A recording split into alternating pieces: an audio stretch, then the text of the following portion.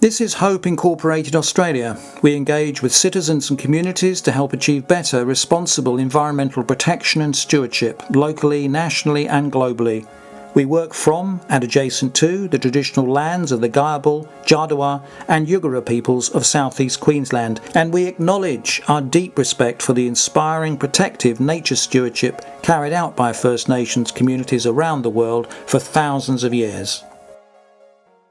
Hello everyone, Andrew Nicholson here, Senior Researcher with Householders Options to Protect the Environment, that's Hope Incorporated Australia. Today I have the great pleasure of talking with Jerry Coleby-Williams, horticulturalist, plant curator, conservationist, media personality and Hope's long-standing patron. Among his many accomplishments, Jerry has been a presenter on the well-known ABC Gardening Australia show since 1999, a director of the Seed Savers Network, and a former executive member of the Queensland Conservation Council. But perhaps most importantly for the purposes of this interview, Jerry has been Hope Incorporated Australia's patron since 2007, and we are so grateful for Jerry's continuing patronage over the years, which has helped Hope engage a wider audience with our environmental protection mission. So during our discussion, Jerry talks about some current environmental issues and challenges linked to his interests in environmentally sensitive plant horticulture and gardening. He goes on to describe some examples of innovative best practice in those same areas of interest, both in Australia and in some other parts of the world. And Jerry offers some advice on what we could do at home and in our communities to help minimise adverse environmental impacts. So, Jerry, welcome to the interview. It's an absolute pleasure to talk with you today, and thank you so much for taking the time to give Hope Incorporated Australia members and other listeners the benefits of your knowledge and experience. Well, thank you, Andrew, and good morning, everybody else. Well, look, let's get straight into it and start the discussion today by asking you to give us some stories from your professional journey and its highlights to date. Well, I think, to be fair, I should say that I try to be an organised person, and I think that comes through in what I do here in my home and garden in subtropical Brisbane. But I also take opportunities and things just bubble up. And I think it's that sort of aspect that gives me some of my greatest stories, really. Many years ago, I used to manage the Royal Botanic Gardens in Sydney. That was 92 to 2003. And during that time, we won a few AusAid grants to work with overseas partners. And my favourite story is when we actually got a grant of $15,000 to work with the Vietnamese government.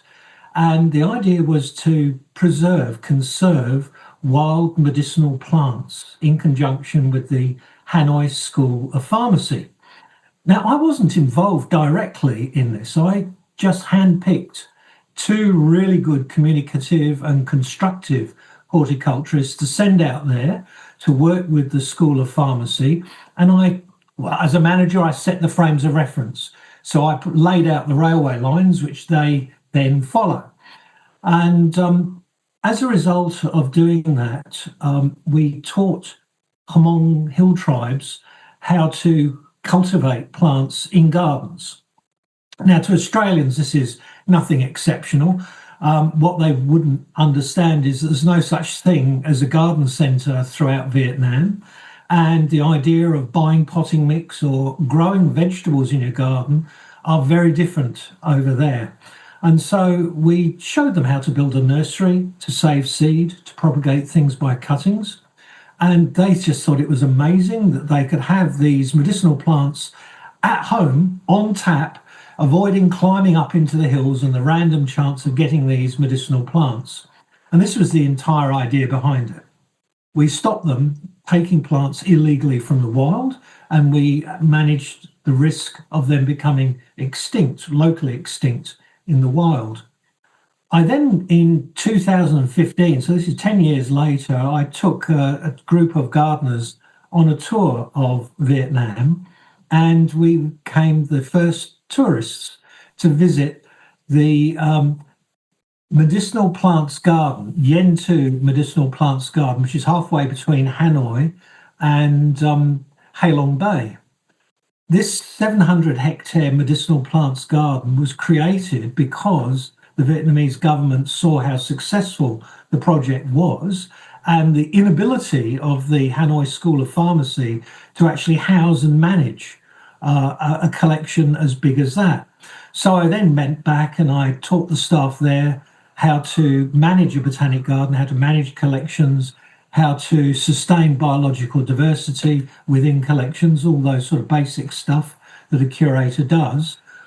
And that has become so successful. Now there is a medicinal plants garden growing local traditional medicinal plants in every administrative province in Vietnam.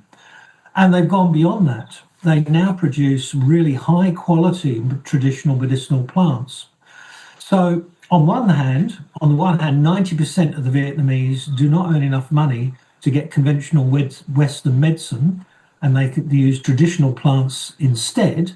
But now they're producing export quality medicinal plants which are suitable for Western medicinal use, and that is earning export dollars, and their biggest trading partner is now China. So this has developed during my career from nothing into something which is of great significance to the population. There's 100 million Vietnamese, so 90 million Vietnamese can draw something from a $15,000 project. And that's my best story, really. But there are others that I've been involved in, such as the conservation of the Titan arum and conservation of endangered Australian plants.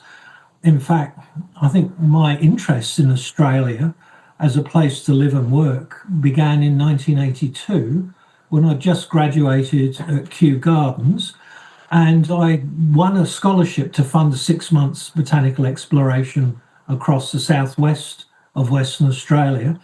And I managed to export over 400 plants which had never been grown in Europe before. So that built up the basic collections at Kew and other botanic gardens. And I discovered new species, new varieties. I took photographs of plants that had never been photographed before. And at the age of 21, it turned my head. And so this European-born gardener wanted to live in Australia and nowhere else.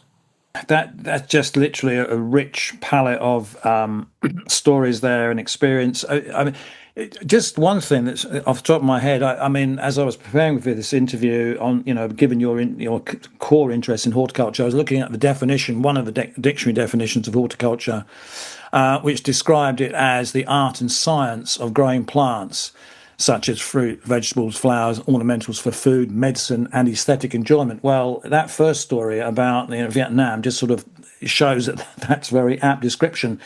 But what I took from that was, amongst many, many other, many aspects of linkage of, your interest in plants to human well-being, human benefit, but also benefit of nature, is that was a solution, that medicinal plant garden was a solution fitted to the context, fitted to the circumstances. You went into that country almost, in a poor, country that didn't have the high tech or, highly commercial approaches to production of medicinal plant materials or other, stuff. And you came up with a solution best fitted to it. You then mentioned Kew Gardens in passing, and let's just stay with that for a moment. Let's stay with that going back in time to that earlier aspect of your career, because you did train with the long-established and prestigious Royal Botanic Gardens, Kew, and the Royal Horticultural Society in the UK. You already started giving us this, again, a fantastic vignette story of that early connection to Australia that came out of that. But I know you've talked in the preparation for this interview about some of the sort of ideas, the wisdom, if you like, you got in those early times from gardeners who had been around for a long time into the past, that you encountered in those institutions that gave you some fantastic knowledge and techniques. You just talked about propagating that particularly difficult plant, which I understand, you use some of those earlier wisdom ideas, if you like, from an earlier era of gardening. Do you want to say something about that? Well, yes, I do, because this is something nobody ever talks about and you'll very rarely see on Gardening Australia, which is probably the way most people know me. But my family, I'm a fourth generation gardener. my family are farmers and gardeners in England, so my roots go right back in English horticulture. And in particular, my grandparents' era, Edwardian era gardeners, they heavily influenced me. They started me gardening at home, growing fruit and growing vegetables. They just saw I had that in me. And when I was 16, my nan took me and my sister to Kew Gardens for a picnic. And she said, "Wouldn't it be nice if you could work here?" Now, my grandfather had worked overseas. Both of my grandparents had worked overseas, in fact. And so I like the idea of travel and gardening. And Kew Gardens has this worldwide reputation. So it was a strategic decision made at an early age to follow a course of training at Kew. And some years later, I emerged qualified in management and as a curator in its own right. And I use that as a passport for international employment. I've worked in Scotland, France, and in other parts of Australia, so Western Australia, New South Wales, and now Queensland. So through that, I've been able to use that one thing, that one certificate, as a way to get into Australia as a scholarship owner, then to return as a qualified skilled migrant. And then through that, I managed to work at Mount Annan Botanic Gardens, which was just beginning when I joined it in 1986. And then I ended up managing Sydney Botanic Gardens for 12 years, and that's Australia's oldest and most diverse botanic garden. So it served me on a career path. But the thing that I keep going back to, my base, is family food gardening and traditional food gardening in the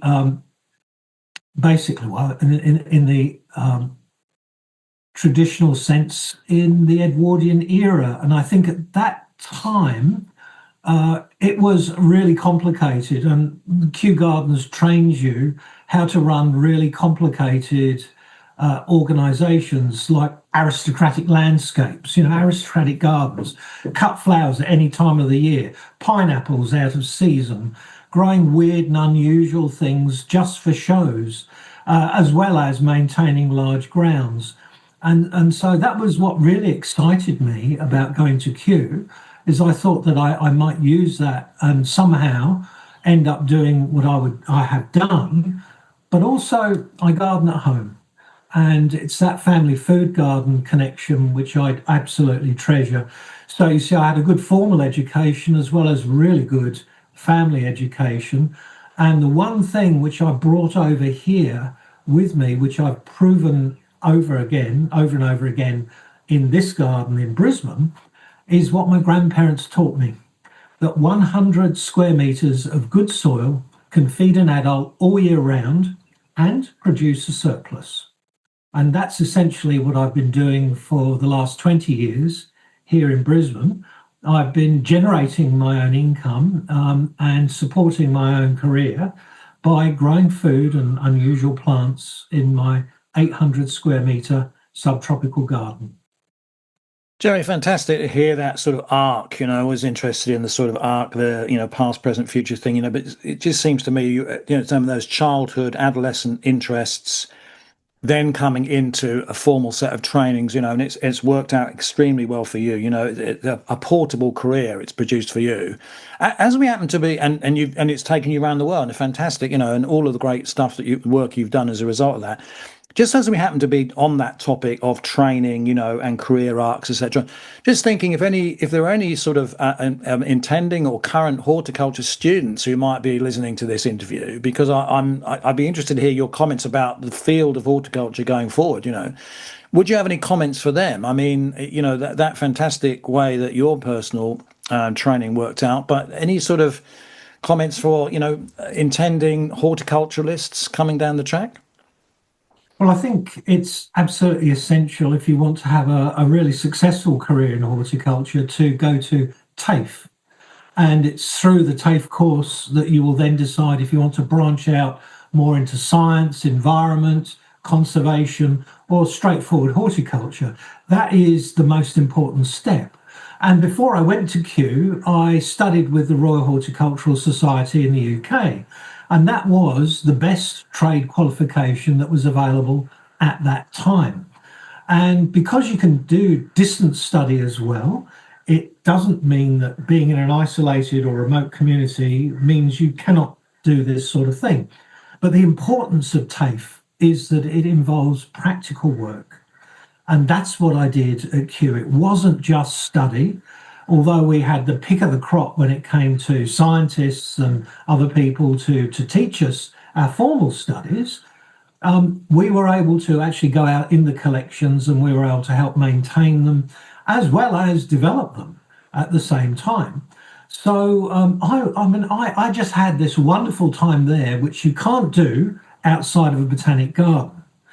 Back in the day when I was at Sydney Botanic Gardens and at Mount Annan Botanic Gardens, TAFE was a much larger employer than it currently is now.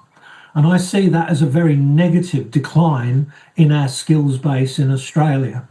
So if anybody wants to become active, then that's a political aspect to that, because the amount of access that we have should be widely increased, and that on-the-job training is absolutely essential. I had 70 staff at Sydney Botanic Gardens and 30 of them were trainees.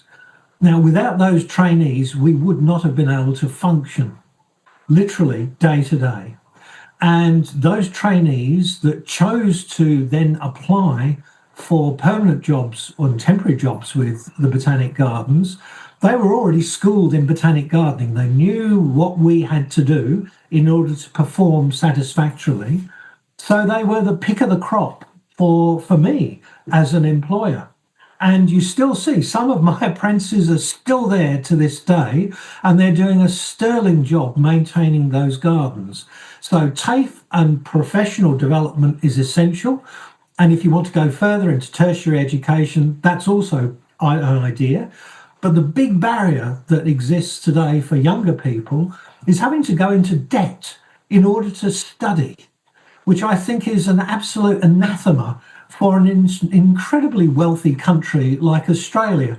Before even thinking about getting a mortgage, they've already got a mortgage just in order to become ready to work in the community. And while I got in here as a skilled migrant, the needs of Australians to actually get the best that they can out of our educational system, for us to get the best out of them in our economy, is just weird. It's just weird to have to get into debt for doing it. So I'm very lucky, and I'm only lucky because I'm old. You know, the younger generation who are going to inherit the problems that current people, my generation, have stirred up and not solved, they're going to have to inherit all that at the same time as paying for their right to be as educated as I am. So, you know, there's an edge to education that often goes missed because most people just accept it as the norm. And I'm old enough to know that it isn't necessary, and it is totally affordable to change the position that we're in. I couldn't agree more, Jerry. I mean, as with yourself, I'm of a certain age and benefited from a free tertiary level of education in the UK at a time when, and you just have to scratch your head. I mean, when the economy was probably, you know, a fifth of the actual size that it is now, this complaint, we can't afford to give tertiary education. I mean, and especially Australia likes to consider itself the clever country, you know. So these debates about the need to reinvigorate our TAFE and tertiary sector have been going on, but hopefully some sanity prevails here and they actually do get back to a sensible approach to it. Because as you say, saddling the next generation with debt whilst they're trying to, you know, train and put stuff together for a career. But that lovely, also that depiction of that nice integration, that really very fitting integration of theory and practice. You know, you had your theory input, but you also had your hands-on stuff. Look, you've gained, and through that process, gained fantastic amount of professional knowledge and expertise over the years. But largely focused around, primarily focused around horticulture and plants, but I know also attaching to how to live more sustainably generally, because there's obviously carryovers from the plant world into, other aspects of human lifestyle. And we're going to cover that interest in more detail a bit later in the interview. But just for now, let's just move on a little bit and talk about Australia. You've been here a long time, as I have. Let's talk about a bigger picture trends in Australia in the last, since the 1990s. You've lived here since then. The question is, in your eyes, how much have national and state conservation efforts changed since your arrival? We've been talking in general terms about the benefits of plants and starting to do that. What about the bigger picture aspects of what Australia's been doing in terms of nature protection? Hope Australia Incorporated, of course, is primarily concerned about giving householders tips around that stuff and giving them the bigger picture around environmental protections. What would you have to say about, having surveyed the scene over those 30 odd plus years? What's your take on where we are in terms of environmental protection? There is a clear split. On the one hand, that we have the most beautifully typed and articulate conservation plans and policies on Earth, and they read beautifully. On the other hand, what we actually do is the entire opposite of that. So we're far more knowledgeable, far more aware. We have far more research and scientific backing for everything that we need to do. We're just not doing them. And so that is the sort of supreme dilemma that we face. It's not a question of cost either. I mean, it's always argued about. And I often say to conservationists in conservation groups that it doesn't matter who you vote for, the government will always win. And you have to deal with whoever is in government, and whoever is in government will never give you the amount of money that you actually want or need. So it's a question of being clever in the way that you spend the money. And this is something that is very good for cute, cuddly things like koalas. And nobody is saying that koalas don't need looking after. But the key thing is that we don't really follow through with things which are important. And they're the boring plants, the less attractive animals, things like trapdoor spiders that nobody really wants to have around, but everybody would like to know is in a good place. So there's this human element, and it's this human political element, which is holding Australia back. In a nutshell, I mean, what you're saying, and this has been echoed by many other commentators in different spheres, but, we're good in terms of having policies and protections on paper. But when it comes to real on-the-ground work, well, that's a different story. I mean, there's just not enough happening to make significant inroads into the major challenges of nature loss, biodiversity loss, climate, etc. It just goes on. I suppose, almost predicating this next question on that then, and you started to point to this, talking about to groups how to be a bit more savvy, I suppose, in gaining support for their conservation efforts. Perhaps if you were implying there possibly about being more savvy at advocacy, approaches. But just generally, do you have some ideas, some tips about that? Looking ahead, what work would you like to see being done as opposed to what's not being done to improve nature protection and conservation efforts? I mean, if you ruled the world, in effect, if there were no, pushbacks, if we didn't have to box so clever, I mean, what would need to be done in your view? Would you have any ideas about that? Well, I think what I advise people is what I would say now. I say that it's important to separate what you can do as an individual from what people can do as a society. Now, you see, we can all be nice to koalas by driving slow and planting koala food plants, preventing land clearing and all these sorts of things on the land that we own. But when it comes to making decisions about things that we govern collectively, all you can do is lobby, protest, and convince people that make those decisions. So you need to separate it, because we are awash with bad news stories. And if you allow yourself to become vulnerable and emotional about every single issue that deserves attention, then you're going to end up being unwell. And this is why I do say to some conservationists every now and then, you need to take a break, step back and do something else, and then maybe return. But in terms of what we can actually do, well, this place pictured behind me is one of the examples. I found myself unexpectedly on television, and even more unexpectedly for 25 years. So I thought, well, if I'm going to be seen regularly, then I should be an advocate for things which are positive, or at least neutral to all the things that I hold dear about the environment, plants and nature. So this is why I created my affordable, sustainable house and garden. I would have done it earlier had I known that all the things that are required to put this place together were available retail for ordinary people like me who aren't experts in plumbing or wiring, that just want to grow food and live simply. So I managed to find Michael Mops and his sustainable house in Chippendale in inner city Sydney. He was one of my early stories on Gardening Australia. And afterwards, I went round and had a cup of tea with him, and we talked about the availability of this equipment. So I said to him, the only difference between what you do and what I'd like to do is you don't grow food. And food is one of the key things that people can have an influence on. You see, so my project here at Wynnum is about sustainable energy, sustainable water use, sustainable food production. Those are the three things that I can influence myself directly. And by growing my own food and growing a surplus, I'm able to create enough economic worth for trading. So I don't have eggs, I don't have chickens, but I can trade for them by using my surplus jams and seed and plants.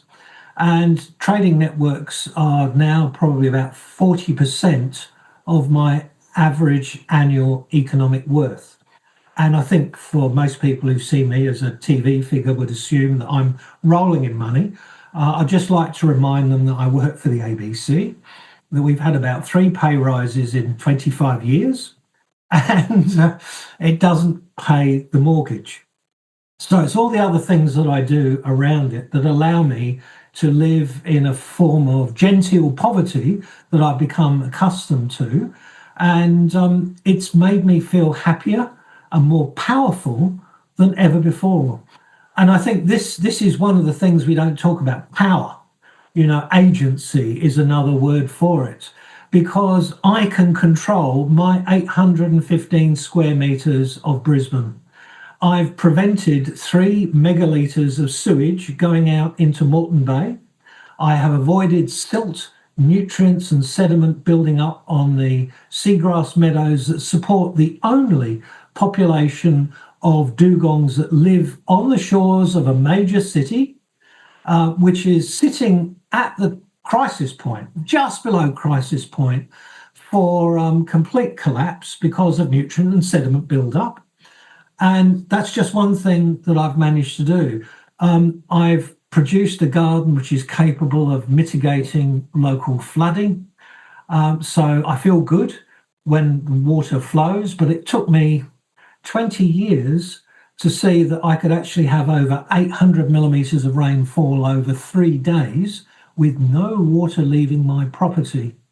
It was a long wait to actually see it stress tested, but every single year I've gained something new from this garden. I've discovered new species to science in suburban Wynnum, which is not famous for its national parks or UNESCO listed heritage sites. It's a very ordinary settled suburb. We made sure we cut down all the mangroves, so we got beautiful panoramic views of the mud when the tide goes out. So we're there with the best suburban coastal suburbs in Australia. There's nothing remarkable about Wynnum, but even here, it's possible to discover new species and to conserve life. So inspiring to hear that, Jerry. I mean, for those of you who will be listening to this on audio as opposed to video, I mean, Jerry's got a sort of backdrop there of his garden in suburban Wynnum in Brisbane. I mean, there are so many points that would come out of that discussion. I would really encourage listeners to go to Jerry's website. We're going to put a link in the show notes for that, because there is so much to learn about that garden and his house, and we are going to come back to that in a moment anyway. But it's a nice segue, I think, there, Jerry. We were talking before about stuff that isn't being done to protect the environment, that what could be done to protect the environment, but the pushback by vested interests. But and then we've actually now swung to, but this is what you can do. Fantastic tips. Brilliant work leading to reduced environmental impacts in a very practical way, and it's also improved your improved your well-being. You look like you're a guy with a very high degree of well-being anyway, as you're sitting there talking about this lifestyle that you've created for yourself. It's obviously working brilliantly for you. Win-win situations. What can be done, what isn't being done, in terms of adequate nature protections. But moving from that to hearing the start of that fantastic story about your garden and your home there, and we're going to hear more about that. But this point about good stuff that's happening on the ground now. And I know that, in addition to, I don't know how you find the time to some extent, but in addition to all that work in terms of your garden and home, you're also across some other inspiring cutting edge initiatives that are active right now in Australia. And one great example of that is the Seed Savers Network, a not-for-profit organisation based in Australia, which conserves traditional varieties of food plants in home gardens. And as I understand it, you're one of the directors of that organisation, Jerry. And in that role, you work with individuals and communities who are passionate about saving and disseminating locally grown seeds which are better suited to growing in this country. So drawing on all that experience of Seed Savers, are there any examples, and I'm sure there are many, but give us some examples of work being done by the organisation Seed Savers Network that you'd like to share with the listeners? I think probably the most important for your listeners is one of the tips that Seed Savers provides, and that is to save your seed from your best plants, whatever they are, that makes them best for you is fine. You save your seed from your best plants and you eat the rest. Now, the idea of this is that you get the best seed from the best plants, and that may be the earliest flowering or the latest flowering plant, depending upon what it is you're growing. And each time you save that seed from your garden, it slightly changes. So you don't change the genes behind the plant, you change the phenology, which is the way in which the genes are expressed. And as we're living in a period of unchecked climate change, as the CO2 is changing our climate completely, this is one of the few ways that farmers and gardeners can keep up with this change, because every year you save your seed, they've had a chance to be exposed to local soils and conditions. Now, if you imagine in a parallel universe, you've got a seed store somewhere maybe up in Svalbard in the Arctic, where seed is put away for many decades as a form of insurance, what will the climate be like if they pull them out in 50 years' time and try to grow them again? Will they perform as well against the seed that's been saved every single year in a home garden? I know the answer is they won't. The other thing that we risk when we save things like that is we don't save the soil biology. And you see, we know this as gardeners, that if we sow packets of seed, that a particular plant may do better in Darwin than it does in Hobart, or Perth better than it does in Brisbane. We know this. However, when we buy a packet of seed and we have 20 seed in that packet and we fail to get 20 plants growing to success, we blame ourselves. We think it's our lack of skill that's done it. But these seeds are mostly imported. The vast majority of Australian seed, even from organic, heritage suppliers of seed, which are very well-known brands in Australia, and people say, oh yes, I use their seed all the time. Great people. They will buy their seed. It will be imported. It will be imported from one climate zone, then it'll be branded under their name and then distributed through their networks. And so this is a common ongoing mistake that people do. And so this is what prompted the Seed Savers to form in 1985. It was the continual complaints from people who are competent gardeners that they weren't getting reasonable results. And it's all down to this idea of localization. This is where my great-grandfather, William Coleby, comes in, because he was a market gardener and vegetable greengrocer in Colchester in the 1800s. And he used to have an enormous range of plants that he could get, things which were locally produced from local seed that grew well in local soils and conditions. And since that time, the last 100 and almost 150 years, probably less, 85% of the cultivated biodiversity which he took for granted has disappeared. Now, it's not been exterminated by deliberate means. It's just simply the modern mechanized or industrialized method of growing food means that production line stuff has to keep moving. You want your crop ready at a particular time. It has to be ready at the same time for mechanized harvesting, and then it's sent off to market, and then the next crop is sown. You want things to be uniform and predictable. And that is why all these others have been squeezed out. So, for example, one of my hero plants is the crown pea from England, which produced garden peas all on the top of the vine. They were produced over a period of about 3 weeks, and they were in a position which was perfect for hand picking. So you could go back over and over again. And this hand picking makes that type of a crop, which is now non-existent, really handy for the home food garden, where you don't want a wheelbarrow full of celery 1 week and nothing the next. You want extended yields. You want plants that you can cut and come again. You want plants which you can eat every single part of, and you want them to grow well wherever you are. And so that's what the Seed Savers Network is about. Our main method of communication is through our website. We have a Seed Savers handbook, which you can buy, or if you want, you can just go to our website and you can get all the information free. So we've made sure that money is not an obstacle to getting information on growing over 100 of the most popular food plants that Australians grow. And it's been translated into other languages. So it's been sold in Portugal, France, and Spain. So it's a universal solution for the rediversification of our food culture, and sort of hiding in the background is food culture. And Australia is a multicultural society, and a lot of people want their food culture to survive in Australia. So, for example, when I met my partner from Vietnam, I went through a period of Vietnamizing my back garden. So I've now got 100 things which you would find in a central Vietnamese market garden, so that when he arrived, he would feel comfortable in Australia, and everybody else does the same sort of thing.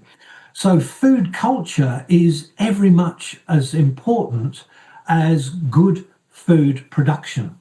Just a really brilliant, inspiring story about what is being done. I mean, and it's obviously there's also already a great clamour for this seed saving initiative. But again, just pointing to the future, the obvious thing to do is to multiply this and expand it to the absolute rafters, to get the whole population in on this sort of stuff, and because amongst many of the problems that could be solved here, not only the loss of diversity of plants generally, and all the vigor and sort of ecological functioning that goes with that, we know, don't we? I think, Jerry, that in the last 30 or 40 years, because of all those commercializing and industrializing processes to mass produce food, it's lost nutritional value as well. I mean, some of those old legacy, species had high nutritional content now due to various, processes, freeze thawing and all this sort of stuff.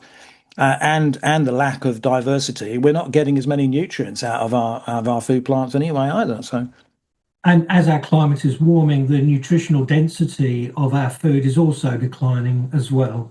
So you have to eat 2 apples a day, not just one, if you buy them from a supermarket. I just wanted to hold up one of my little heroes here, because I was saying that seed saving is not just about old varieties, it's about preparing them for the future. These are seed from Lab bean. They came out to this part of the world in the store, the food inventory on HMS Bounty. After the mutiny, they were harvested and grown on Pitcairn Island. And then when that was evacuated to Norfolk Island, they made their way over there, where they're still grown in a couple of gardens today. This is now in the Seed Savers network, and I'm growing it here in my garden. And I've been distributing these seed to faraway places like Blackall, which is a semi-arid climate, which is very close to the semi-arid climate that Lab beans originate from in sub-Saharan Africa. And they grow better out in Blackall than they do in my garden here in Brisbane. So this is one of the things that has become really useful in poorer countries for a source of protein, and they can be eaten as beans or as like snow peas when they're young. But this is just one of my little sort of charismatic stories. And a few years back, when the Queen visited Brisbane, I found out who was making her lunch. I persuaded him to create a side salad using my first fleet lettuce plants. And I gave him a packet of seed, and I said, look, when you serve it up, ask Her Madge if she liked it. And if she likes it, tell her how rare it is that it no longer exists in England. Give her a packet of seed and she can take it back, because nobody checks the royal handbag. And being the person that I am, I checked with the royal household that the seed had made it there, and it is now being cultivated in Balmoral. So another point about food culture is returning lost crops to their point of origin.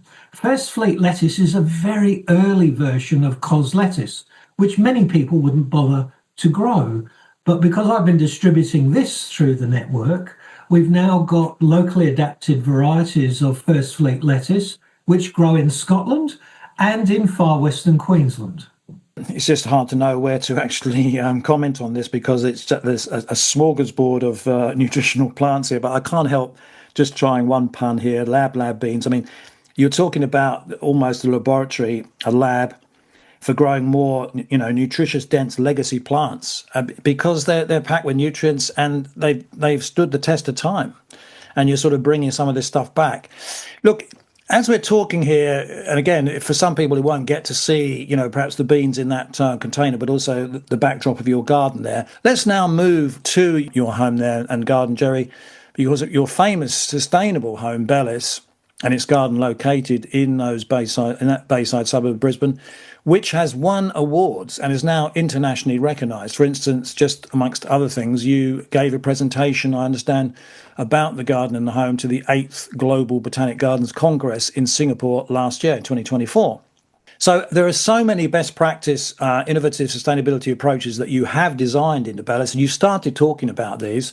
But can you just give us a bit more spec on that? I mean, again, I will encourage listeners to go to your website, Jerry, because there's a ton of stuff there on Bellis, and you couldn't summarise it all in the space of this interview.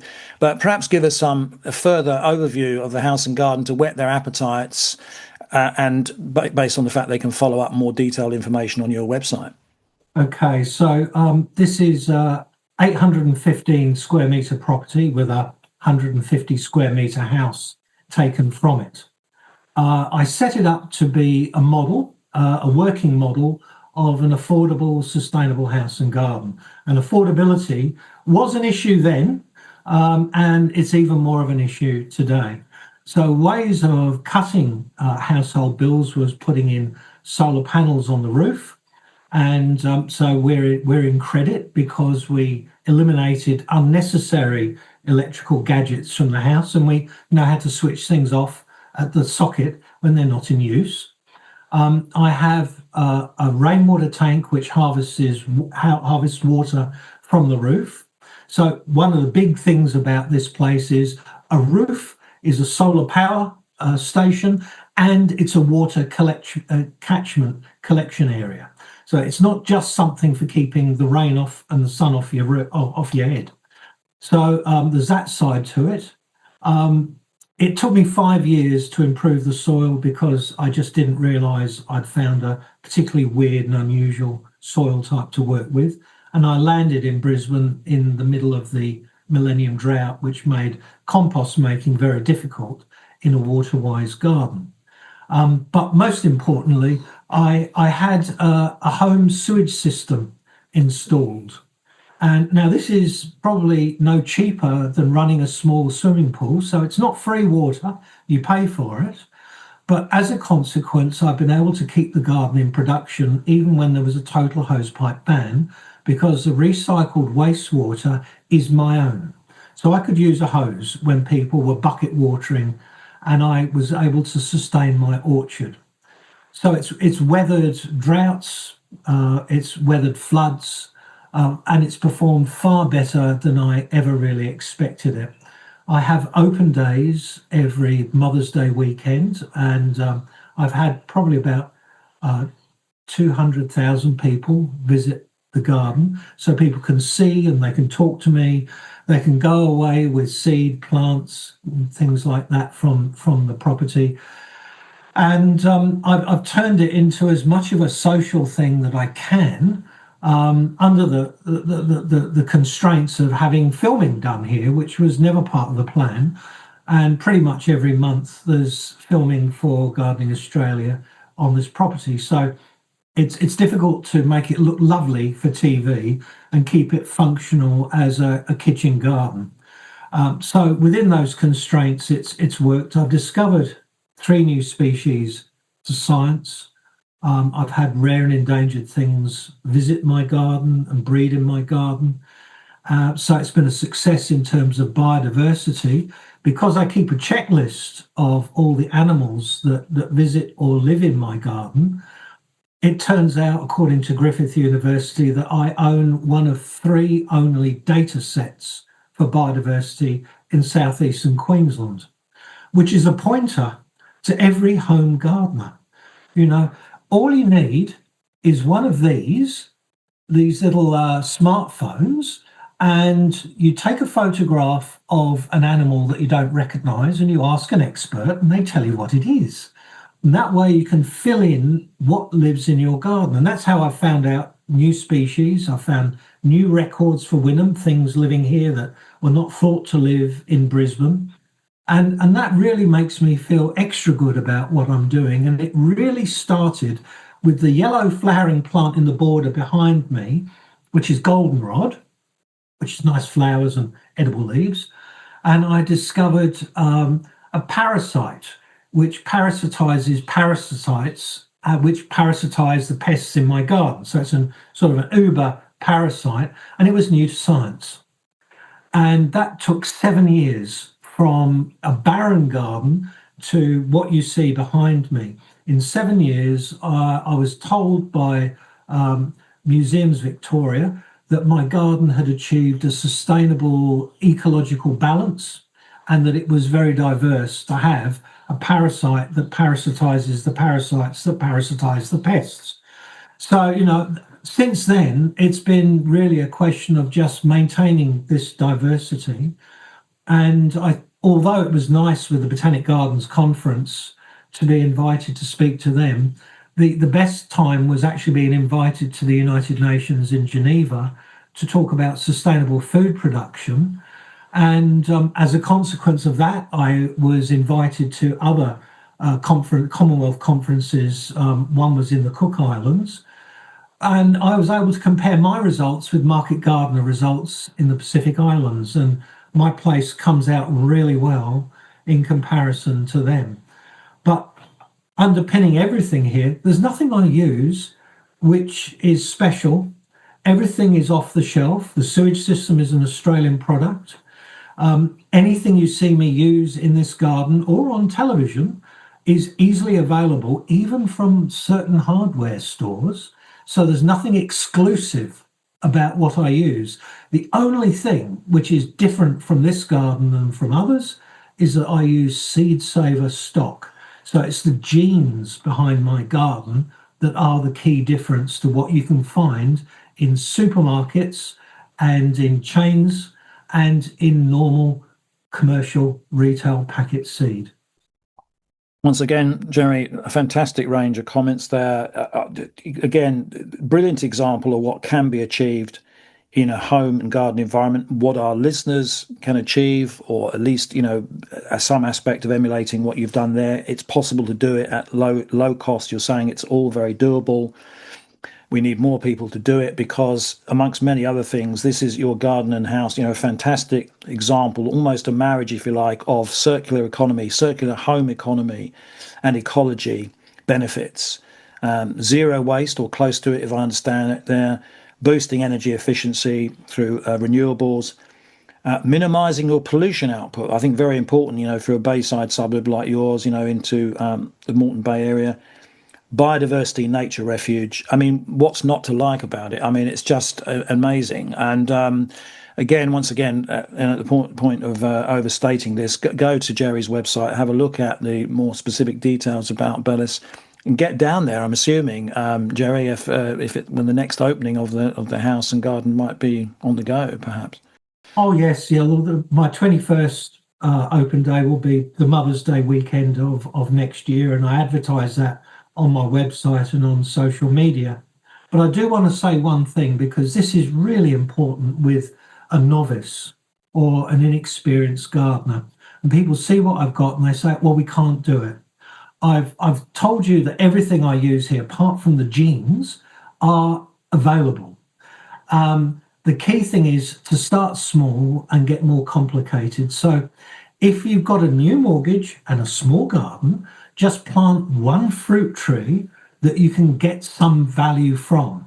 And I use my lime tree as a classic example of that. By the time my lime tree had got to 10 years old, it was producing 6 crops of fruit a year. 100 kilos of limes is more than you can put in gin and tonics and Madeira cake. So what I started doing was making jam.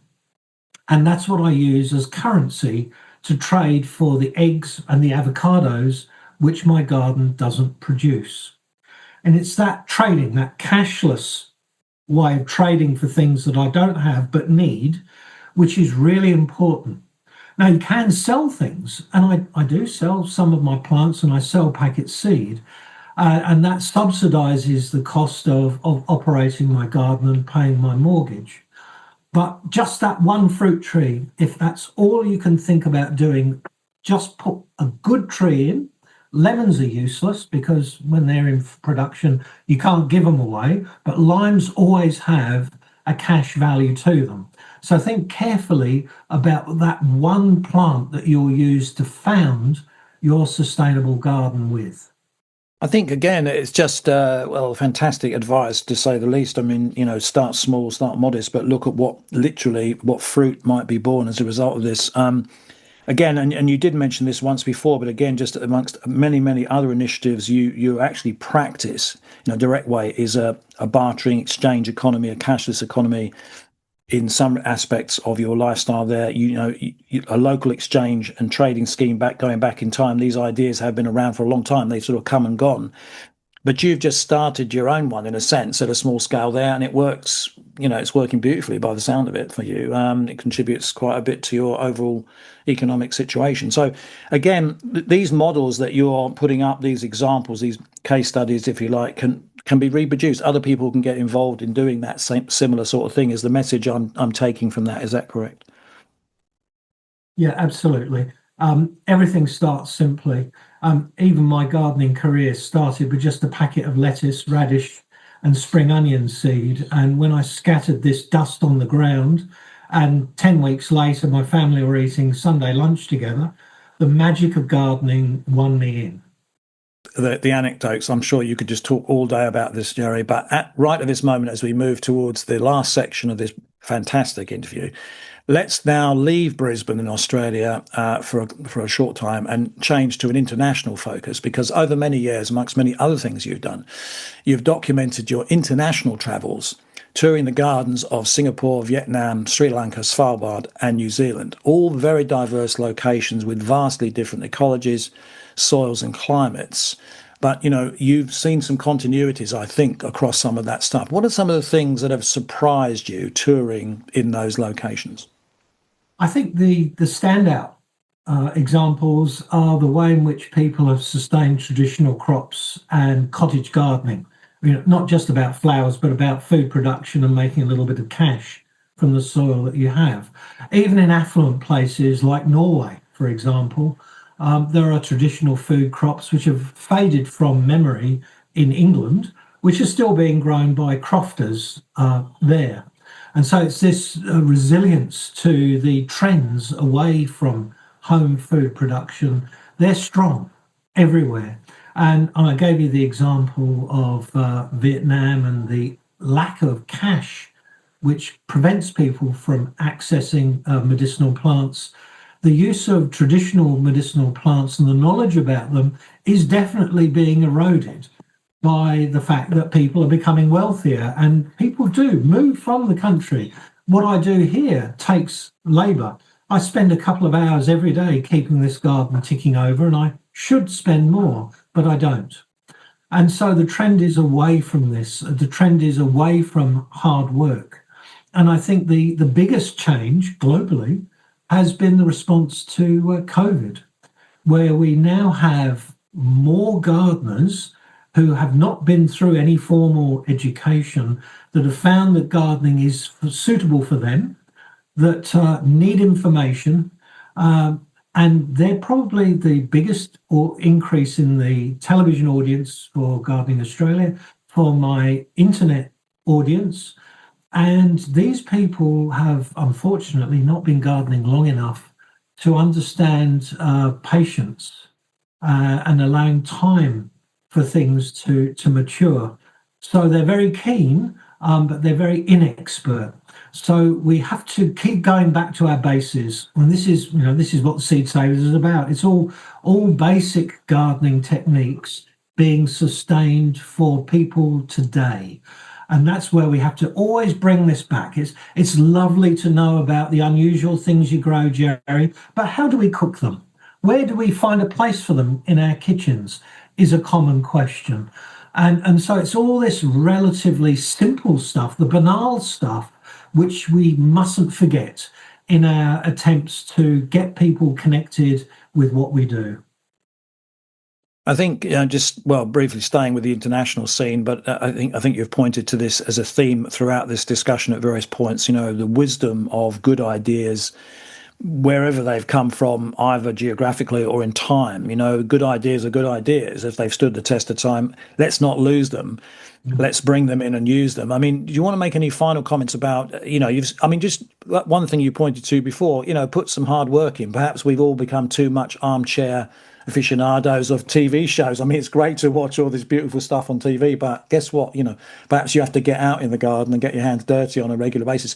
But I mean, in terms of what you have taken, either internationally or otherwise, so just a few more tips perhaps about, what we can learn from what goes on in other places. Well, I think one of the first things is understanding flow. Flow is that state where work becomes almost effortless.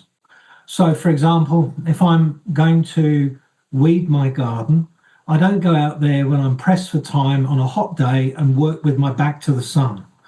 I time it so I'm out in the cool of the morning, or I'm working with shade, or I create shade to work underneath, so that I'm comfortable while I'm working, and then you get into it. You start noticing the different weeds, the first thing to pull out, the last thing to pull out, the bits with seed that don't go into the compost that you have to drown and turn into compost tea. All that sort of thing becomes part of the flow state of gardening.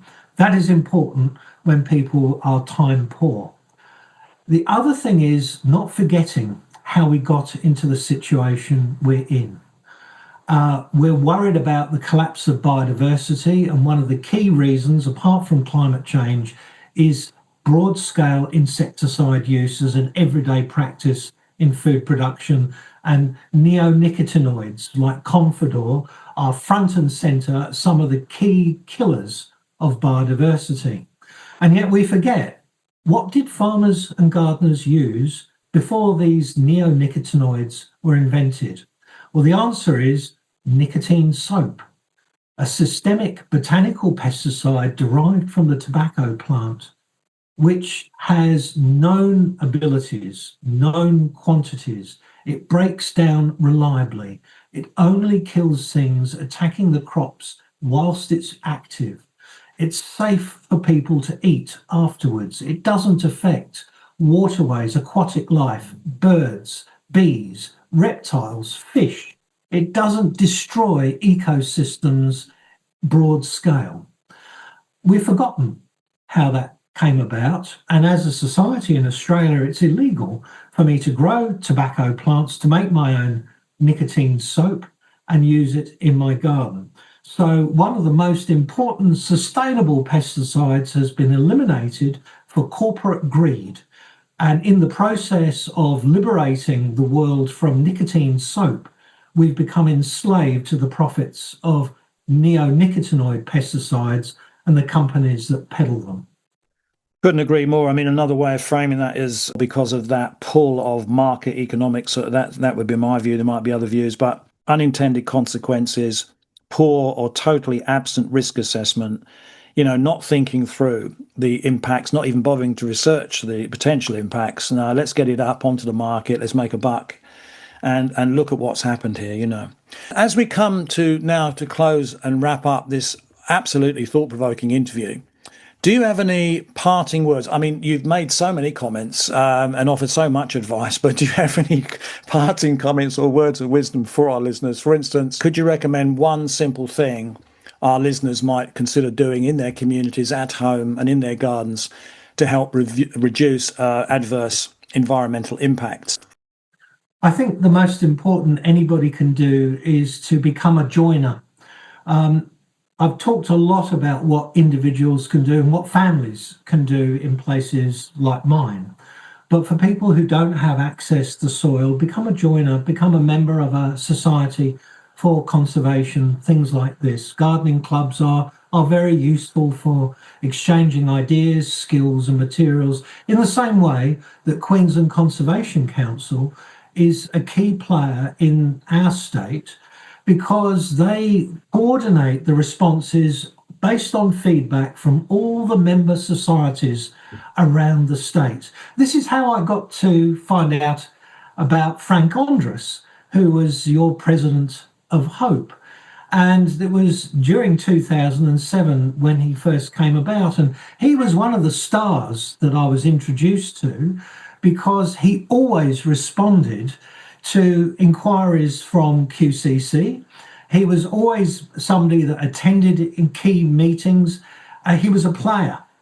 And so when I met him, I already knew he was one of the least problematic members that we had in our network, that made it possible for QCC to have the punch that is required for people who do not have lots of money to lobby fairly with government about policies and regulations. I think you couldn't state it more accurately there. Frank Andrus is a star, working with this organisation, Householders Options to Protect the Environment, since the mid-90s. If anyone deserves a gong, a medal, it would be Frank for the work he's done. But then it doesn't always work that way, does it, in terms of who gets what? But Jerry, that completes our interview discussion today. To say it's been a great interview is understating it. But I'm sure you've offered our listeners a whole series of valuable ideas and advice on interlinked horticultural and sustainability concerns. So sadly, in one respect, it just remains for me now to thank you on behalf of Householders Options to Protect the Environment, Hope Incorporated Australia, for your time on this interview and for your greatly valued ongoing patronage of our organisation. So thank you so much. Thank you. Hope Incorporated Australia, providing podcasts, research and community educational outreach to help achieve our vision of a society which is sustainable and just, ecologically, socially and economically. For more details on our work, please visit our website at www.hopeaustralia.org.au.